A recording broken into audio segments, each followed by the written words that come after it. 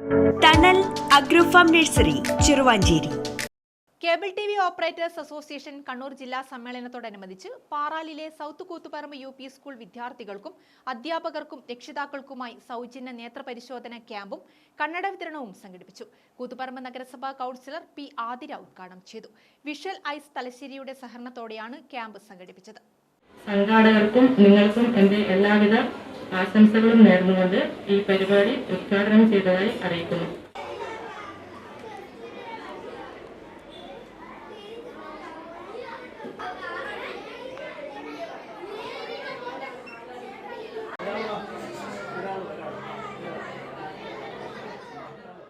COA ജില്ലാ vice president PK Devanand അധ്യക്ഷനായി.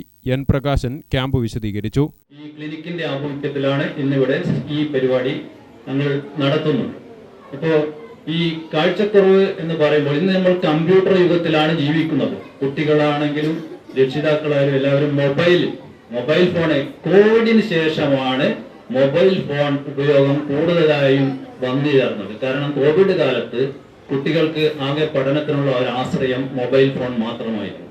കൂടുതൽ സമയം മൊബൈൽ ഫോൺ ഉപയോഗിച്ചു കഴിഞ്ഞാൽ ഈ മൊബൈലിൽ നിന്ന് വരുന്ന ബ്ലൂ റേസ് കണ്ണിന്റെ കാഴ്ചക്കുറവ് സംഭവിക്കും. സാധാരണ ജോലി സംബന്ധമായിട്ട് ചെയ്യുന്ന ആളുകൾ അവര് ബ്ലൂ കട്ട് ലെൻസുകളാണ് ഉപയോഗിച്ചാണ് ചെയ്യുന്നത്.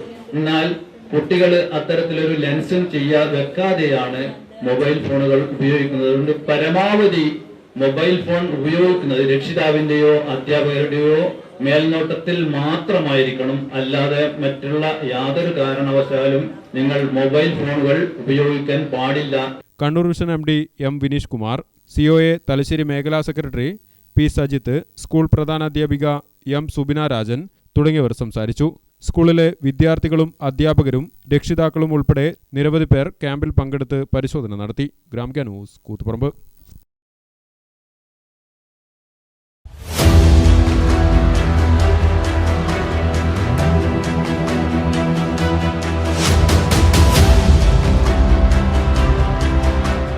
നിങ്ങളുടെ വീട് നിങ്ങളുടെ അഭിമാനം, ഒപ്പം ഞങ്ങളുടെയും. വീടും പരിസരവും പ്രകൃതിയുടെ വൈവിധ്യം കൊണ്ട് സമ്പന്നമാക്കാൻ tunnel agrofarm and nursery Cheruvanchery.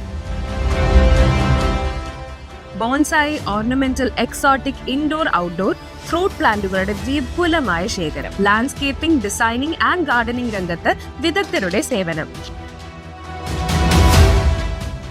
ഇനി നിങ്ങളുടെ പൂന്തോട്ടം മനസ്സുപോലെ മനോഹരം. The biggest nursery in Kannur district since 1997, approved by Government of Kerala.